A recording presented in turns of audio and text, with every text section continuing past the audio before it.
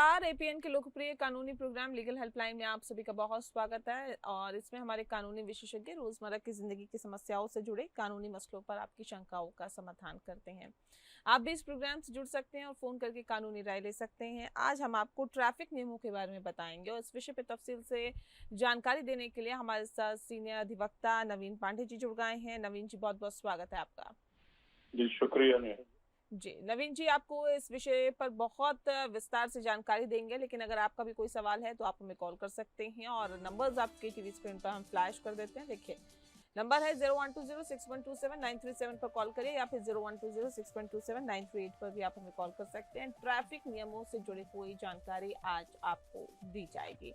नवीन पांडे जी हमारे साथ बने हुए हैं। नवीन जी, मोटर व्हीकल एक्ट क्या है, इसे क्यों लाया गया, क्या वजह इसके पीछे थी? जी देखिए, मोटर व्हीकल्स एक्ट जो है ये एक अपकृत्य से संबंधित कानून है। यानी कि जो लॉ ऑफ टॉर्ट्स कहते हैं ना, उससे जुड़ा हुआ कानून है। और इस अवधारणा पर आधारित है कि यदि कोई भी क्षति या नुकसान है या चोट है ना, तो उसका इलाज अवश्य ही है ना। तो जी। जो मोटर वाहन के उपयोग से यदि किसी का नुकसान होता है या क्षति होती है या शारीरिक चोट पहुंचता है, तो ऐसी स्थिति में मुआवजे का प्रावधान करने के लिए इस अधिनियम को लाया गया था। साथ ही साथ जो सड़क सुरक्षा की आवश्यकताएं हैं या किसी मोटर वाहन के उपयोग से संबंधित जो भी नियम कायदे कानून जिनकी आवश्यकता होती है ना, उन मसलों के लिए भी प्रावधान करने के लिए ये अधिनियम लाया गया था।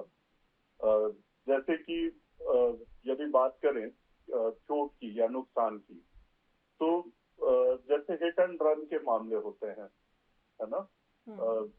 किसी वाहन के उपयोग से किसी कोई व्यक्ति जो है दुर्घटना में घायल हो जाता है या मारा जाता है, तो इस स्थिति में व्यक्ति के लिए मुआवजे का प्रावधान करना, है ना, और मुआवजा जो है वो समुचित होना चाहिए। तो ये प्रावधान भी किया जाता है मोटर व्हीकल अधिनियम के द्वारा।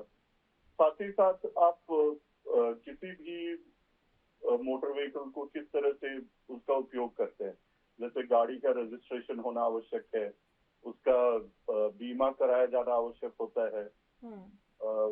कौन चला सकता है गाड़ी को, जिसके पास में वैध लाइसेंस हो वाहन चलाने के लिए वही चला सकता है। तो तमाम जितने भी मोटर वाहन से संबंधित जितने भी मसले हैं उनके लिए एक प्रॉपर तरीका डिफाइन करने के लिए और इनसे जुड़े हर तरह के मामले से निपटने के लिए मोटर वाहन अधिनियम को लाया गया था। जी। सर, ये बताइए कि ट्रैफिक पुलिस कैसे कितनी किस तरह से चालान वसूलती है और कितना चालान वसूल कर सकती है? ऑन द स्पॉट जो चालान है वो कैसे फिल किया जाता है? देखिए, मोटर वाहन अधिनियम के तहत ट्रैफिक पुलिस को यदि मोटर वाहन अधिनियम का उल्लंघन किया जाता है या किसी भी मोटर वाहन को गलत तरीके से प्रयोग में लाया जाता है, तो लोगों को जागरूक बनाने, है ना, और यदि कोई अपकृत्य कर रहा है यानी कि गैर कानूनी कोई भी हरकत कर रहा है, तो उससे रोके जाने के लिए ट्रैफिक पुलिस को काफी सारे पावर्स दिए गए हैं, जिनमें कि वाहन का चालान करना भी सम्मिलित है। अब जो चालान होते हैं ये कई प्रकार के होते हैं। जैसे एक का नाम आपने बताया ऑन द स्पॉट चालान। इस प्रकार का चालान तब काटा जाता है जब कोई भी नियम तोड़ने वाला चालक जो है उसको पुलिस रंगे हाथों पकड़ती है। जैसे मान लेते हैं कि कोई ट्रैफिक सिग्नल है और वहां पर ट्रैफिक पुलिस भी मौजूद है और सिग्नल लाल हो जाता है, और सिग्नल लाल होने के बावजूद भी वाहन चालक जो है गाड़ी को रोकता नहीं है, बल्कि उस सिग्नल को पार कर जाता है। तो क्योंकि वहां पर ट्रैफिक पुलिस भी मौजूद है, वो रंगे हाथों पकड़ती है। तो ऐसी स्थिति में जो चालान कटेगा वो ऑन द स्पॉट चालान होता है। ठीक है। और ऑन द स्पॉट चालान जब काटा जाता है तो उसके तहत जो भी उस चालक के ऊपर जुर्माना लगाया जाता है उसको पुलिस वहीं पर वसूल कर सकती है और जुर्माने की राशि वसूल करके रसीद आपको प्रदान करती है, जिसको आपको रखना होता है। कई बार ऐसा होता है कि जो चालान की राशि है उसको व्यक्ति तुरंत मौके पर नहीं भर पाता, तो ऐसी स्थिति में उनको चालान जो है पुलिस चालक के हाथ में दे देती है और उनकी डीएल या रजिस्ट्रेशन सर्टिफिकेट उसको जब्त कर लेती है और चालान को फॉरवर्ड कर दिया जाता है कोर्ट में, जो कि जब आप कोर्ट में जाकर के चालान की राशि का भुगतान करते हैं उसके बाद उसको रिलीज किया जाता है कोर्ट के द्वारा। अब दूसरा जो प्रकार है वो नोटिस चालान है। ये ऐसे वाहन चालकों के लिए है जो सड़क के नियमों का उल्लंघन कर मौके से फरार हो जाते हैं, है ना। जैसे कि जो उदाहरण मैंने पहले दिया कि उसमें पुलिस ने रोक लिया और मौके पर चालान काट दिए। कई चालक ऐसे होते हैं जो पुलिस के द्वारा रोके जाने पर भी गाड़ी नहीं रोकते, वो वहां से और तेज रफ्तार में गाड़ी की गति बढ़ा करके वहां से फरार हो जाते हैं। तो इस स्थिति में क्या होता है, आजकल तो वैसे भी दिल्ली के अंदर कैमरे लगे हुए हैं, तो नंबर प्लेट की फोटो जो है वो कैप्चर हो जाती है या पुलिस किसी अन्य कैमरे से या मोबाइल के कैमरे से भी नंबर प्लेट की फोटो लेकर के और उसके बाद में चालान वाहन स्वामी या वाहन चालक, विशेष करके जो वाहन स्वामी होता है उसके पते पर उसको भेज दिया जाता है, जिसमें तारीख वगैरह भी लिखा हुआ होता है कि किस तारीख को किस दिन कोर्ट में जाकर के उस चालान का शमन करना है। इसके अलावा एक चालान होता है जो कि कोर्ट के द्वारा जारी किया जाता है, जिसमें ये खास करके ऐसे मामलों में होता है जिनमें सजा और जुर्माना दोनों की गुंजाइश होती है और ये खास तौर पे जो गंभीर आपराधिक कृत्य होते हैं उस स्थिति में कोर्ट के द्वारा चालान किया जाता है, जैसे कि ड्रिंक एंड ड्राइव की स्थिति में, है ना, या जो सुप्रीम कोर्ट के गाइडलाइंस हैं उनका उल्लंघन करना या परमिट का उल्लंघन करना, इन सब स्थितियों में कोर्ट के द्वारा चालान किया जाता है और उस हिसाब से कोर्ट के द्वारा उसका निपटारा भी किया जाता है। सर, नशे में गाड़ी चलाने पर क्या सजा का प्रावधान रहता है? जी देखिए, सितंबर 2019 से पहले जो मोटर वाहन अधिनियम था 1988 का, उसकी धारा 185 में इसका प्रावधान किया गया था। इस धारा के तहत ड्रिंक एंड ड्राइव पर 2000 रुपए तक का जुर्माना, इसके साथ 6 महीने की जेल की सजा या तो फिर केवल सजा या केवल जुर्माना लगाया जा सकता था। लेकिन सन 2019 में जब मोटर वाहन का अधिनियम का संशोधन किया गया तो इसमें ये प्रावधान किया गया है जो अभी लागू है।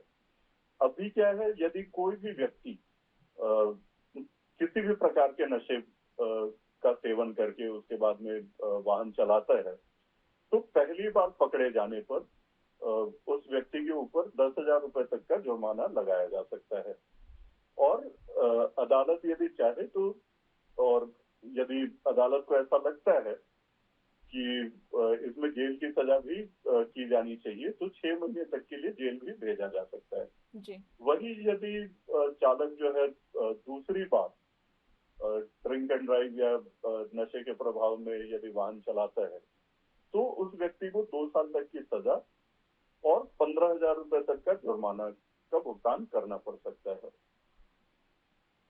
तो ये नए प्रावधान है जिसमें पहली बार में 10,000 तक की सजा और 6 महीने 10,000 तक का जुर्माना और 6 महीने तक की सजा है। हाँ। और दूसरी बार गलती करने पर 15,000 रुपए तक का जुर्माना और 2 साल तक की कैद का प्रावधान किया गया है। अब ये बताइए कि क्या पुलिस वाले व्हीकल को जब्त कर सकते हैं और अगर हाँ तो किन परिस्थितियों में, कैसे हालात होते हैं जब ये व्हीकल को जब्त किया जाता है?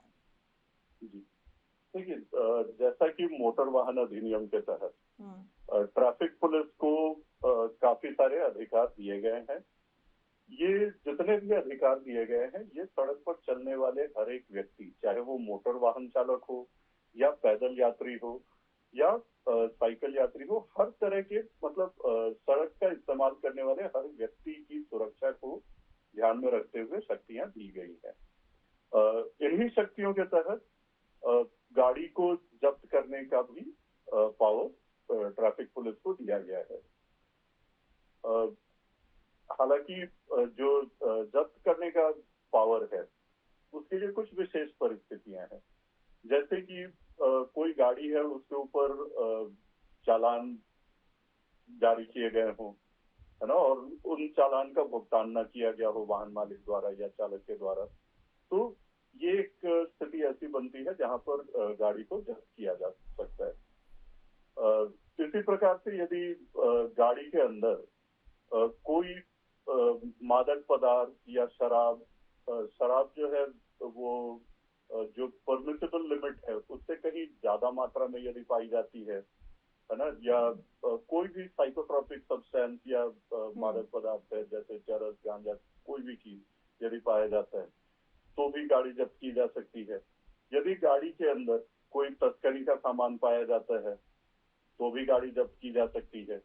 साथ ही साथ यदि उस वाहन से कोई दुर्घटना घटती है ना, या तो किसी व्यक्ति को टक्कर मार दिया गया हो या किसी की मृत्यु कारित हो गई हो या किसी संपत्ति को नुकसान पहुंचाया गया हो उस वाहन के द्वारा, तो भी वाहन को जब्त किया जा सकता है। इसके अलावा यदि पुलिस को ये मालूम पड़ता है कि गाड़ी जो है वो चोरी की है, तो इस स्थिति में भी गाड़ी को पुलिस के पास अधिकार है कि वो जब्त कर ले।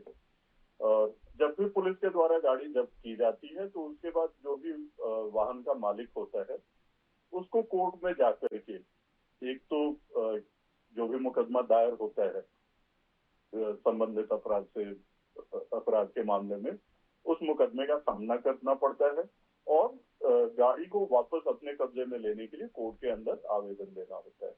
उसके बाद ही गाड़ी उसको वापस मिल सकती है। जी। सर ये बताइए कि ट्रैफिक लाइट को ना मानने पर जुर्माना या सजा का क्या प्रावधान रहता है? जैसे कई बार सुनने में आता है कि लाइट को जंप कर दिया, नहीं माना उस नियम को, फिर क्या प्रावधान इस पे रहता है? जी, देखिए, जो ट्रैफिक लाइट सड़कों पर हम देखते हैं, इनका बहुत बड़ा योगदान होता है ट्रैफिक को सुचारू रूप से चलाने में। और यदि इन संकेतों का पालन किया जाता है तो एक तो ट्रैफिक जो है वो सुचारू रूप से चलती रहती है।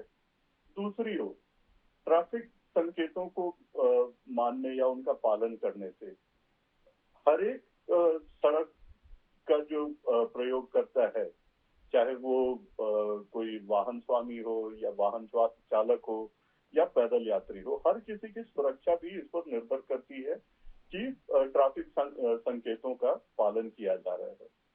लेकिन जब ट्रैफिक संकेतों का पालन नहीं किया जाता है तो इसकी वजह से जो दूसरे यूजर्स है जो सड़क का प्रयोग कर रहे हैं उनकी जान माल को खतरा उत्पन्न होता है। साथ ही साथ स्वयं जो वाहन चालक है उसको भी जान माल का खतरा हो सकता है, क्योंकि संकेत नहीं मानने से ना तो ट्रैफिक व्यवस्था सुचारू चल सकती है और ना ही सुरक्षा जो है उसको सुनिश्चित किया जा सकता है।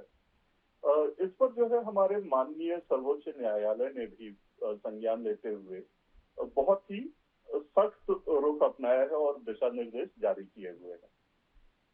अब प्रावधान ये है कि यदि कोई भी वाहन चालक ट्रैफिक लाइट या ट्रैफिक संकेतों का पालन नहीं करता है तो उसके ऊपर भारी जुर्माने का प्रावधान किया गया है। मोटर वाहन अधिनियम का जो संशोधन हुआ सन 2019 में, उसके अंदर भी जुर्माने को बढ़ाया गया है और अलग अलग राज्यों में जुर्माने की राशि जो है वो भी अलग अलग प्रकार से लागू की गई है। उदाहरण के लिए यदि किसी चौराहे पर ट्रैफिक सिग्नल लाल है और व्यक्ति उसको पार कर जाता है, गाड़ी नहीं रोकता है, तो उसके ऊपर जो जुर्माना लगाया जाएगा ये राज्यों के ऊपर निर्भर करता है। कम से कम 500 रुपए का जुर्माना है और अधिकतम जो है वो 1000 रुपए का जुर्माना रखा गया है। तो ये जुर्माने की राशि है जो कि व्यक्ति के ऊपर सजा के तौर पर लगाई जाती है। साथ ही साथ यदि सुप्रीम कोर्ट के निर्देश को माने तो कई राज्यों में तो यहाँ तक प्रावधान है कि यदि कोई व्यक्ति सिग्नल लाल होने पर भी गाड़ी लेकर के उसको पार कर जाता है तो उसके ड्राइविंग लाइसेंस को भी 3 महीने तक के लिए सस्पेंड किया जा सकता है। जी, बहुत शुक्रिया आपका नवीन पांडे जी। आपने बहुत ही विस्तार से ट्रैफिक नियमों के बारे में हमारे दर्शकों को जानकारी दी, इसके लिए आपका बहुत बहुत शुक्रिया।